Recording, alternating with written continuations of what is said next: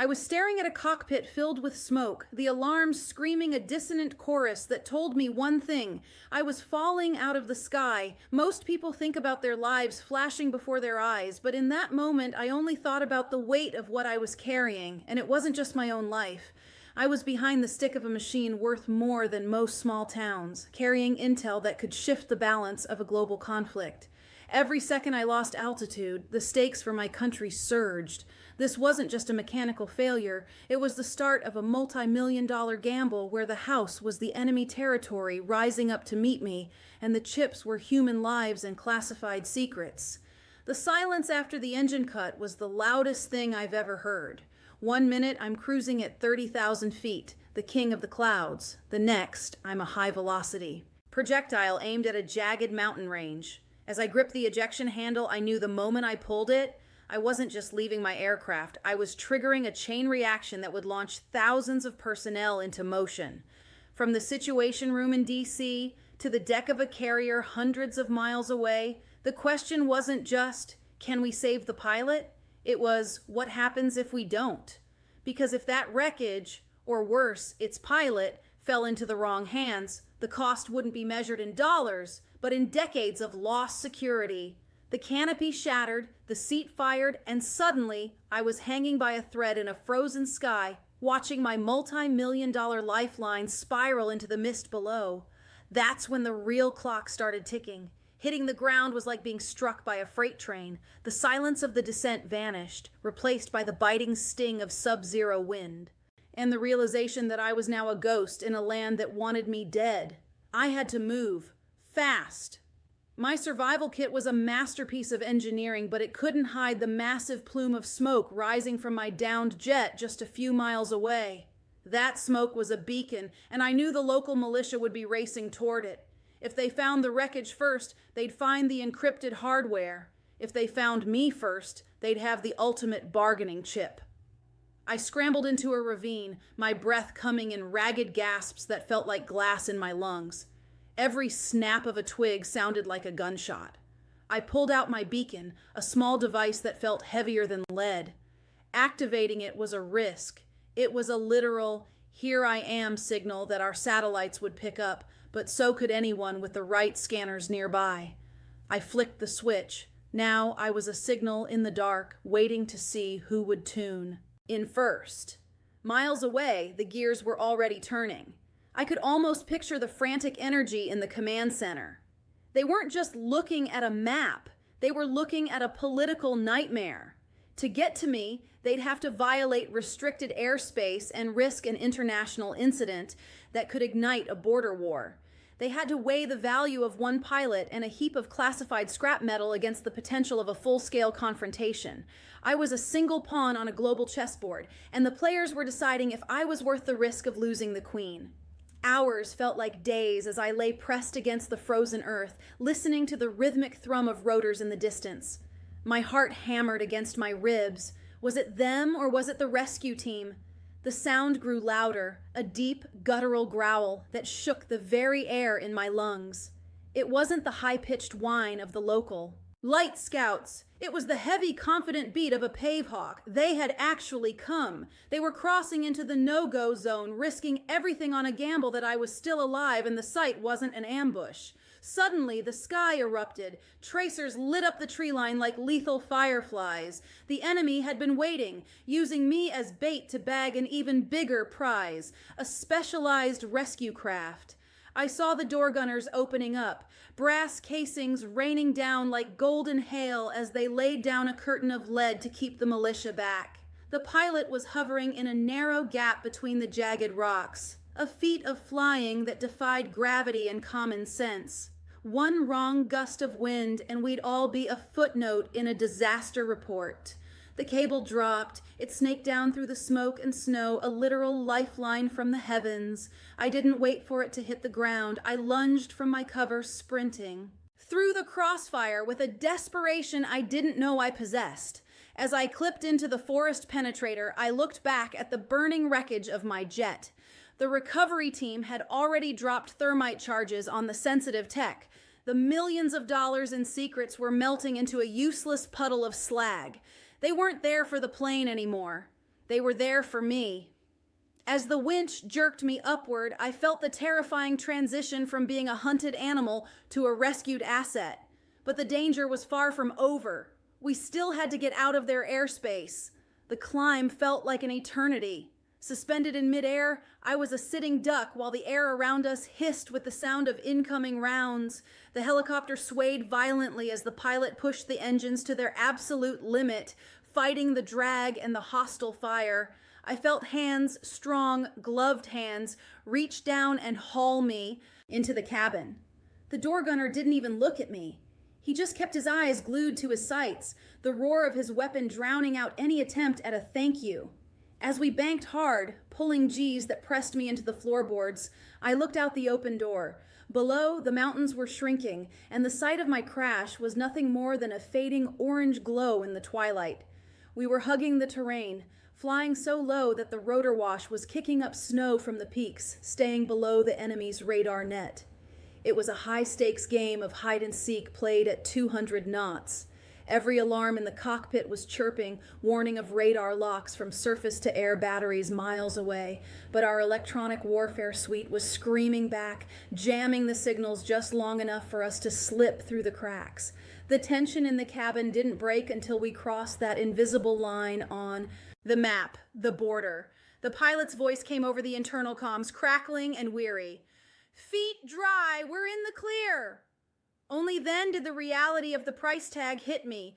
Millions spent on the jet, millions more on the rescue mission, and the priceless risk of a diplomatic flashpoint, all for one man. I looked at the parajumpers around me, their faces caked in dust and sweat. They didn't see a dollar sign. They saw a brother. I leaned my head back against the vibrating hull, finally closing my eyes, knowing that while the machine was gone, the secrets were safe. And against every odd in the book, I was going home. Back at the base, the debriefing room felt colder than the mountain I'd just left. While the medics cleared the physical adrenaline from my system, a sea of brass and suits began the forensic audit of my survival. They weren't just checking my health, they were calculating the return on investment. In their eyes, I was a walking vault. The millions poured into my training and the millions more spent on that extraction were justified the moment I handed over the mission data I'd managed to scrub from the HUD before ejecting. I sat there, sipping coffee that tasted like battery acid, watching the satellite footage of the Scorch Earth protocol. The site where I crashed was now a blackened crater. Every circuit board, every line of proprietary code, and every piece of stealth plating had been vaporized by the recovery team. We had denied the enemy a decade's worth of technological advancement.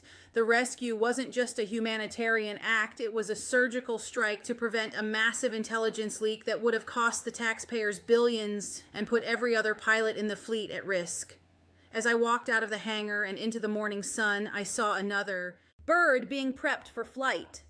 The cycle never stops. People see the headlines about the cost of the hardware or the drama of the rescue, but they rarely see the quiet relief in the eyes of the families waiting at the gate. I was a multi-million-dollar asset, sure, but as I hugged my wife on the tarmac, I realized that some things are simply too expensive to leave behind.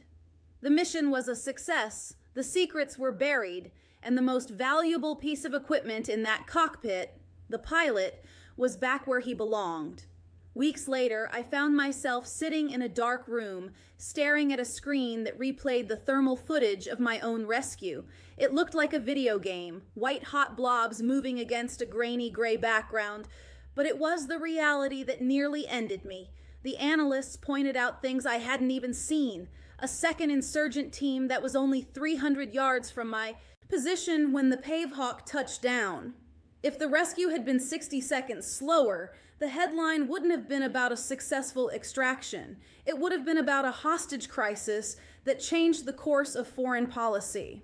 The true stake wasn't just the plane or the pilot, it was the precedent. In the world of high-stakes military operations, the most expensive thing you can lose is your reputation for never leaving a man behind.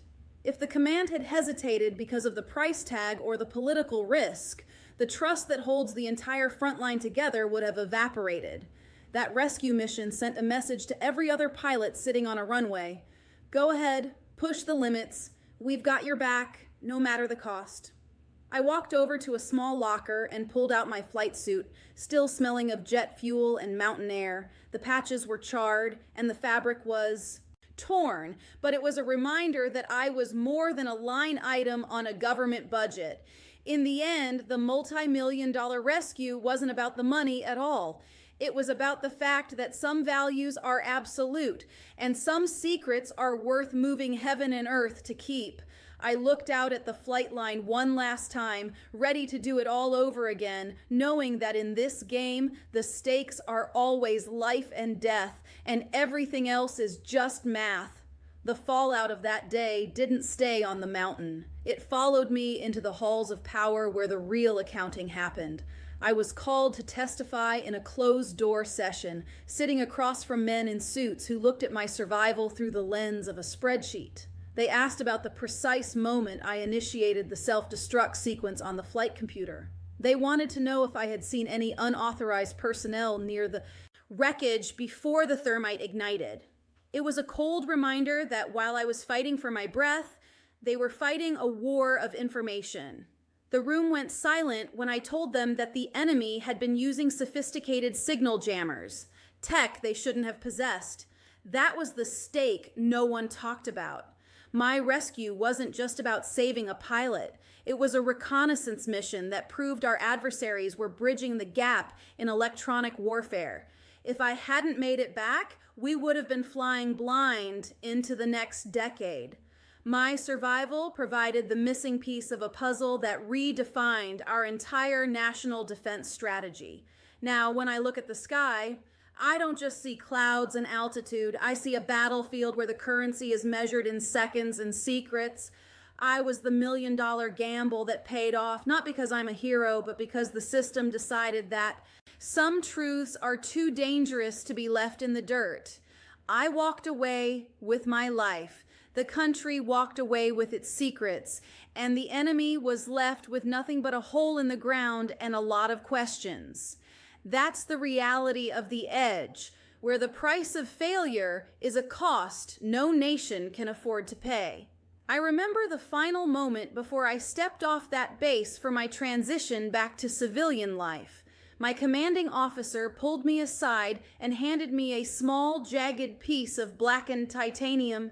It was a fragment of my old cockpit, recovered by a secondary team weeks later under the cover of a massive storm.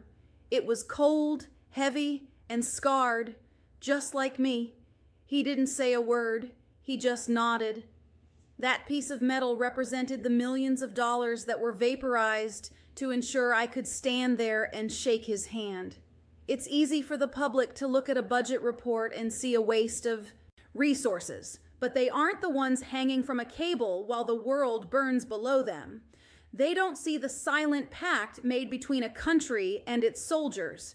The true stakes of my rescue were found in the eyes of the young airmen I saw every day afterward. They saw me walking the halls, and they knew the promise was real. That's a level of morale you can't buy with any amount of taxpayer money.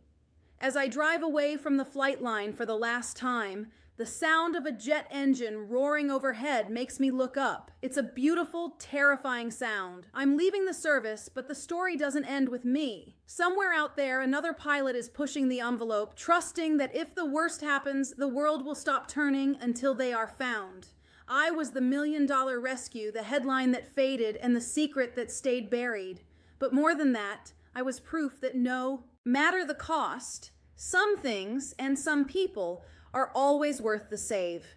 Years later, I still wake up in the middle of the night, feeling the phantom jolt of the ejection seat and the rush of that freezing wind. The headlines have long since moved on to newer conflicts and more modern machines, but for me, that mission is a living thing.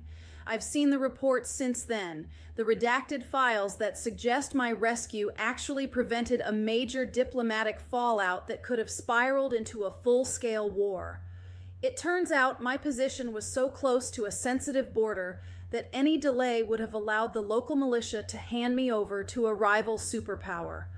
The stake wasn't just my life. It was the prevention of a global hostage crisis that would have paralyzed our foreign policy for years. When they sent those helicopters into the fire, they weren't just saving a flight suit, they were protecting the sovereignty of a nation. They were ensuring that the technology I carried didn't become the blueprint for our own destruction. It's a heavy weight to carry, knowing that your single life was the pivot point for so much history. I'm a civilian now, far from the cockpits and the classified briefings, but I never take a single day for granted.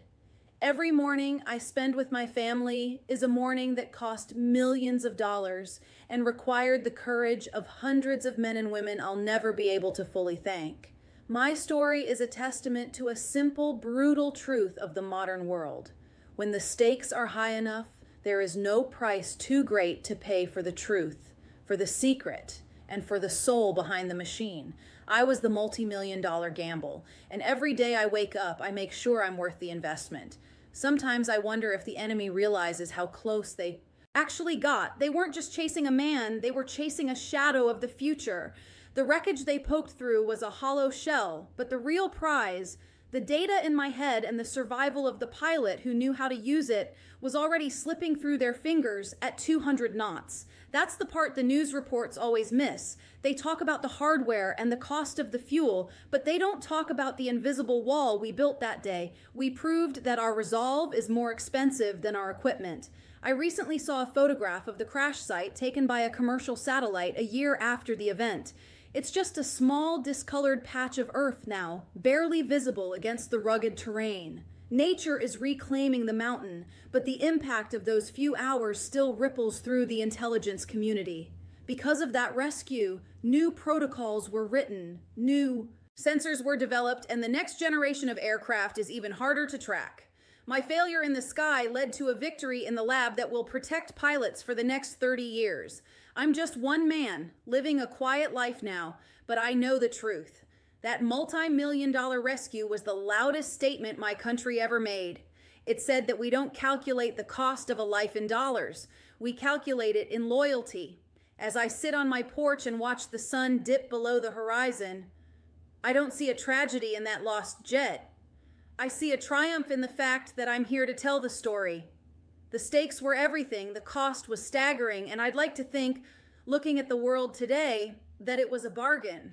Finalizing the paperwork for my retirement, I realized that my name would eventually be redacted from the official logs, reduced to a series of asterisks in a declassified file.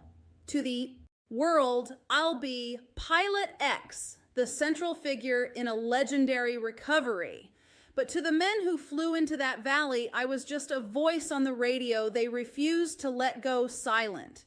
That's the ultimate secret of the multi-million-dollar rescue. The hardware is replaceable, the politics are temporary, but the brotherhood is the only thing that's truly indestructible. I've spent a lot of time thinking about that mountain since I hung up the flight suit. People often ask if it was worth it, the destroyed jet, the risked lives, the diplomatic tension. I look them in the eye and tell them that the moment we start putting a price tag on our people is the moment we've already lost the war. That mission was a message to the world that we are willing to bankrupt ourselves before we abandon our own. It's a standard that keeps the entire system standing. Today, the world is louder and more divided than ever, but I find peace in the quiet moments. I know that somewhere, right now, there's another pilot staring at a cockpit full of smoke, wondering if they're alone. And I know that somewhere else, a team is already gearing up, checking their watches, and preparing to move heaven and earth to prove them wrong. The stakes haven't changed, and they never will. I was the pilot who came home, and that is the only outcome that ever truly mattered. I recently sat down with my son to show him a model of the jet I used to fly. He looked at the sleek lines and asked, "Dad, wasn't it expensive when it crashed?" I looked at him and smiled, because how do you explain to a child that the most expensive thing in that mountain range wasn't the carbon fiber or the jet engines? The real cost was the weight of the secrets that died in that fire and the value of the man who walked away from it. To the accountants, it was a loss. To the military, it was a mission. But to me, it was the day I learned exactly what I was worth to the people standing behind me. Every time I see a news report about government waste or the high cost of defense, I think back to that ravine. I think about the moment the winch lifted me off the ground and the feeling of the helicopter's floorboards beneath my boots. You can't put a price on the moment a country decides you are worth a potential war. That's the invisible shield every soldier carries. It's not made of Kevlar. It's made of the certainty that no matter how far you fall, someone is coming to pick up the pieces. The jet is gone, the technology has been surpassed, and the mountain has grown over the scars of the impact. But the legend of that rescue remains a part of the quiet history of the elite. It serves as a reminder that in the high-stakes game of global power, the greatest asset isn't the machine, it's the human spirit inside it. I may be just a retired pilot now, but I'm a living testament to the fact that when everything is on the line, we don't count the coins, we count the lives. And that, in the end, is what was really at stake. Tonight, when I look up at the stars, I don't see a vast, empty void. I see a battlefield where I almost became a ghost. Somewhere in a secure vault, there's a folder with my name on it, filled with thermal photos of a mountain turning into an inferno, a multi-million-dollar funeral for a machine that died so I could live.